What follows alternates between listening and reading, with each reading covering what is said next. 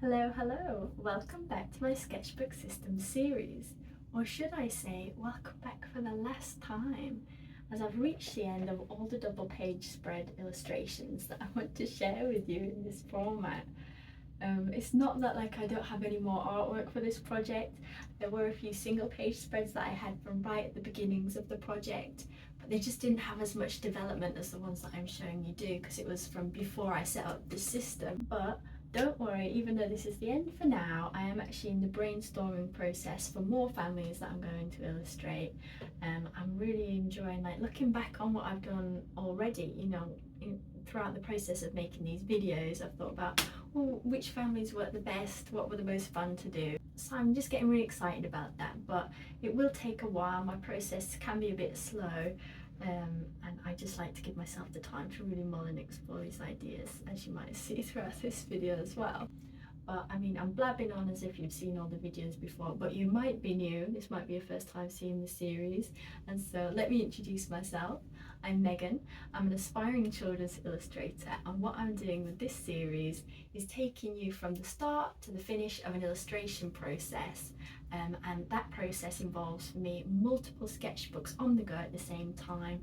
I bounce them off each other, and I sort of separate different parts of the process into different books.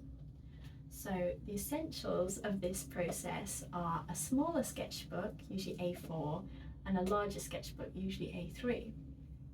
Now in the smaller sketchbook, that's where I'm really throwing around ideas, I'm letting it be messy, it's doodles, it's colour swatches, it's little patterns, and also it's more sort of from a design mindset. So in here goes a lot of interior designs and fashion designs, and that's what I really love. That's what gets me fired up about a project. So I love to do that at the start, and then it keeps me going throughout the more technical side of the illustration later on in the other book. And this small sketchbook is where I really flesh out a theme. I sort of have a few disparate ideas, and then I put them in here and I just expand upon them and really build up a world that my character's going to live in. Now, the characters that I'm referring to are characters in an original story concept that I've been working on, which is about a series of families that all within that family unit have a really strong shared interest or hobby that brings them together. Now, this strong interest or hobby I really love to turn into a theme, a visual theme, and that goes, like in their house and their outfits, like I was saying. I love to design that. And so what I love to do with this sketchbook is really hop into that theme and really imagine how my characters would express that theme and express themselves. And so once I've got that visual language really figured out in here, I then go ahead and I grab an A3 sketchbook, and that's when I'm ready to start more of an illustration type of work. And for me, that means more refined work. This is only final illustrations. So I'm moving from A4 and little sort of doodles and sketches at different sizes to a big sketchbook where I do a full scale illustration, a double page spread, and I really take my time on the details, because this is what's going to end up being the end result. Now that, like I said, is the essentials of the system. If you were to do something similar, you probably only need two books, a small one and a big one, but often I have a third, which is an in-between stage, and I use this for line art. Now, the reason I separate line art from the final illustration is because I have a tendency to just keep trying to perfect the line art over and over again, rubbing out that pencil, and it gets a bit grubby, so I'm just avoiding that grubbiness making its way to the final piece. And after that, sometimes I even introduce a fourth sketchbook, like in the last video, where it might be a bit of a rare occasion, but if I'm having some sort of a light bulb moment for the family I'm illustrating and I don't have my regular sketchbook to hand, I'll just go ahead and grab another one, whether it's an actual sketchbook or a notebook. I think it's important not to be too precious where or how you get your ideas down. As long as all your ideas are down somewhere, you're set. I think in the past I've been very precious with the presentation of things and having everything in one space that you can flick through, and it's nice to look at all the beautifully laid out sketches. but you know, it's not the best creatively. It doesn't allow you to experiment as freely as you probably should be doing to like reach the limits of what the project could be. And so that's why I really like separating out and having the A3 sketchbook for finals only, because it helps scratch that little itch for me, you know, that I want to have something that's nicely presented. If I was to flip through just this sketchbook, all I'd see is kind of like what I consider to be my best work, and I'd enjoy seeing all of the nice layouts there. So that's what I'd sort of recommend if you're anything like me. You know, that's how I'm trying to break out of my perfectionist ways and really just keep my process nice and dynamic. So yeah, I think it's all well and good chatting on, but I think we'd better get into the sketchbook tour, or sketchbook tours, should I say. So for today, I'll be talking you through the process of the artist family. I tried to stay pretty simple for this one, as it had come after two big concept designs. I also liked the idea of being as literal as I could with the theme this time. Now the interesting thing is, that could conjure up a whole other image for you. If I say artist, what's the first thing that comes to mind? Well, for me, it was primary colours, since it's the building blocks of any art piece you're working on. It reminds me of colour theory and pop art and the Bauhaus movement. When I thought especially about the Bauhaus movement, I thought about shapes, and so I wanted to incorporate playful shapes into my design somehow. When deciding on a shared activity for the family, painting came to mind first, of course. But when I pictured a family setting up canvases side by side, it didn't feel like a very sociable scene somehow. So I landed on mural painting instead, and that was a fun tie into interior design as well, since the characters can be getting hands-on with their own house design. It all started to feel a bit meta actually, me designing a room for fictional characters, which in turn created that very room design within the picture. I try not to think about it too much. When I thought about murals, I started thinking about graffiti, and some of the most well-known graffiti artists, to me at least, are Basquiat and Keith Haring, both quite prominent in the 80s. So I allowed that to influence my design. It helps, of course, that geometric shapes were all the rage back then too. I started up here with this very primitive thumbnail, to be honest. I don't know why, but I basically drew potatoes on sticks for the people, but I guess it does the job. First, I planned a few pieces of furniture, feeling like an empty room with a mural would be too basic. It does make more practical sense though to have no furniture in the scene, since you won't want to ruin it with paint, of course. I allowed myself to indulge in designing some post-modern lamps and tables all the same though. I was trying to pick furniture that would resemble art in some sort of symbolic way. So a spiral table to mirror the swoosh of a paintbrush, and this textured lampshade, perhaps like the blobs of paint. I wasn't sure what mural to do at first, so I worked it out down here. Again, this was a fun, methodical process. There's just something about working with shapes and colours in their purest form, whether for a pattern or some sort of graphic like this, that just itches my brain in the right place, you know? It's like a fun puzzle to me, choosing the right colour that sings for the right shape. I supposed, of course, that that's what the Bauhaus movement boils down to, but I do it in less of a prescriptive way. I also enjoy balancing things like pattern versus block colours. My favourite is this stripy oval, just the right amount of playful. And working with such a tight colour scheme, you have to get creative with your placement of it. You don't want to place the same colour twice next to each other, or if you do, there has to be some kind of reason. Maybe I'm starting to sound a little neurotic with all of this colour placement and pattern placement and balance talk. But then again, I guess I am the sort of person that ascribes numbers personalities, so there's that. Down here we have a reworked version of the thumbnail, thankfully minus the potato head people. I've changed the lamp in the end, I guess feeling that the curve would be more pleasing to look at, framing the scene in a way. I just tried to see where the mural would go too. These houses here, by the way, were added later, whilst I was working on the final piece.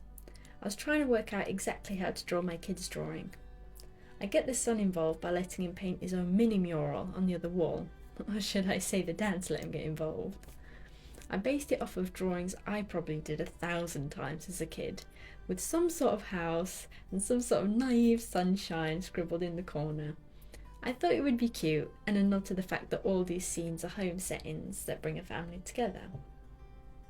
From here, I'll go to my first A3 sketchbook. This is where I'd usually work out the line art before transferring it to the better paper. But the line art, at least initially, ended up being so simple that I thought, what the heck, let's just do a colour mock-up for the fun of it. I almost used this as the final piece actually, but I pushed myself to make it more painterly in the next revision. Something I struggled with was making it believable that these shapes were painted inside the scene, and not just by me, if that makes sense. Like, how do you make a painting of a painting look like a painting? It's an odd puzzle to give yourself. One of the ways I did that was by adding a brick texture. I initially didn't do this because who has exposed brick in their house? But I guess we can imagine this as a swish New York apartment or something like that. It helped to make the painting believable because when transferred to the final image, I added tone in between the bricks, which added a 3D effect and ensured that the paint looked like it was on a surface and not just on the piece of paper that I happened to draw it on. Now you can see what the final background ended up looking like. You'll notice I went for a light grey between the bricks in most areas, and then just a darker tone of the shape's colours in other areas. The other thing I did to make it more believable as a painting was mix up my mediums. At first, all I used was my typical watercolour paint and coloured pencils. But turns out, watercolour paint just looks like watercolour paint. I tried to stipple it a little and even push an uneven texture, but it just wasn't enough. So I chose to use acrylic paint for the black lines around the shapes to really sell it. I used a really dry brush and just slightly wet acrylic to guarantee that the brush strokes came out really visible.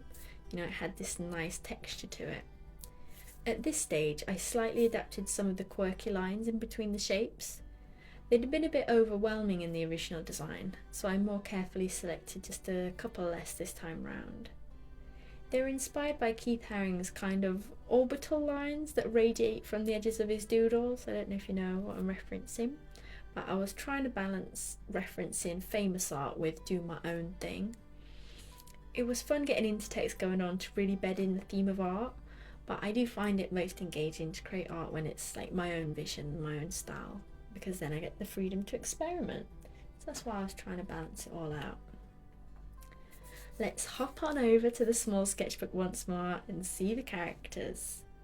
I can't help but giggle when I see this page. I don't know about you, but it reminds me of Dick and Dom's Diddy TV, where they've got these big heads on tiny little puppets.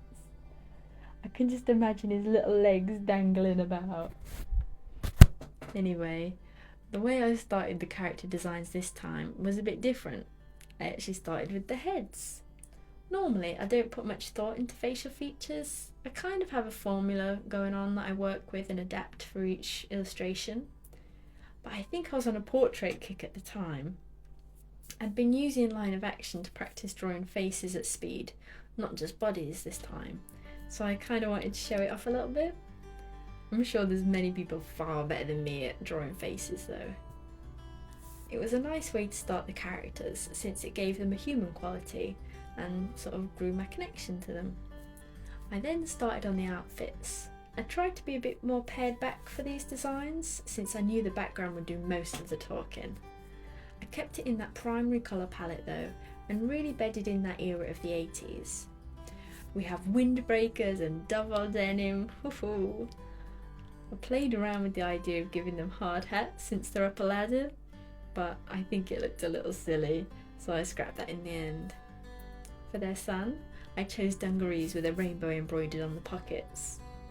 I knew I wanted dungarees since they're painting, they need something practical, and I remember there being lots of pictures of my sister in the 90s in her dungarees. Not quite the same era, but close enough. The rainbow, of course, being a nod to art because of all the colours that you can choose to paint with, but also a nod to pride. I just think it's a really cute outfit and fits in well with the grown-ups workwear outfits. I then started with the line art, and this took some time since I'd never had characters interact so much with the furniture before. Getting the viewpoint of two people up a ladder looking at each other was tricky somehow. I think it was made harder by the fact that I couldn't find a good reference. I struggle sometimes to find new references. You can Google all day long, two people up a ladder talking, two people painting a mural, two people decorating their house, and so on, and you just never find what you're looking for. That's why I'm having a bigger push lately to just get all the practice in I can of drawing people in different poses. I want to get to the point where I don't even need a reference, or let's be honest, a combination of half decent references that I've managed to cobble together. And I can just imagine a pose and put it on paper. I think I may have a long way to go, but I'm definitely getting there. Sometimes it's easy to forget that art is a practice, and you have to keep working that muscle if you want to improve. I'm pretty happy with the faces here. I think I'm varying head shapes and facial features a bit more now. And here's the sun. Pretty easy because I drew him facing away, which always simplifies things. I think I'm getting better at drawing children too. It seems that it's a bit more complicated than just drawing adults foot small. You have to think about different ratios of arm size and all that sort of thing. And here's the dog. Again, tricky to find a reference for a dog playing in paint for some reason. Maybe there's just not a lot of photographers willing to leave their studio at the mercy of a mucky pup. So I think I just improvised a bit here. So we'll take this over to the big sketchbook and see the final illustrations. I'm really chuffed with how the denim worked out, to be honest. I really utilised the watercolour here. I tend to just use watercolour as a shortcut for laying down colour, but it's nice to get the most out of its properties sometimes. I think I did that both with the wet blending for the denim and with the bleed effect for the Dalmatian. There was a lot of attempts under these spots before I got it right. I think I landed on wetting the paper, but then drying the brush and trying to use a very pigmented watercolour to gently plop onto the water and allow it to spread. Sometimes I think I should just sit down and do a virtual class in using watercolours. But why do a class where you can just muddle your way through, eh? I'm not thrilled with the furniture. I think it could have done with more shades of red to work with instead of just relying on white. But once I cleaned it up digitally, it worked pretty well.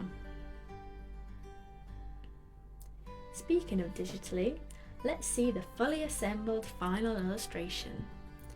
I added a few things fully digitally here, like the paw prints and the paint on the dog's fur. I usually keep things analog, but I'm learning it can be more efficient sometimes for just the finishing touches if you use digital techniques. This was a really fun one for me, especially because I did so many things so differently than I have done before. I think I'm getting to a point where I'm growing alongside my work, and I'm relishing the chance to use new skills in each drawing. Like last time, I just started improving my anatomy, and this time I just started improving my portrait drawing. So those new skills started to weave their way in. I'm also getting more experimental with mediums when the occasion calls for it, and in general I just feel in a bit of a rhythm with these double page spreads now. It's almost a shame then to say that this is the end to the series, or at least a break, since I'm still working on new pieces. I really hope you've enjoyed seeing my sketchbook system and that it's inspired you to personalise your own process to work for you. Please subscribe to see more from me. I'll be posting all manner of creative videos in the future, even if we've got a little break from this series for now. Thanks so much for watching. Bye!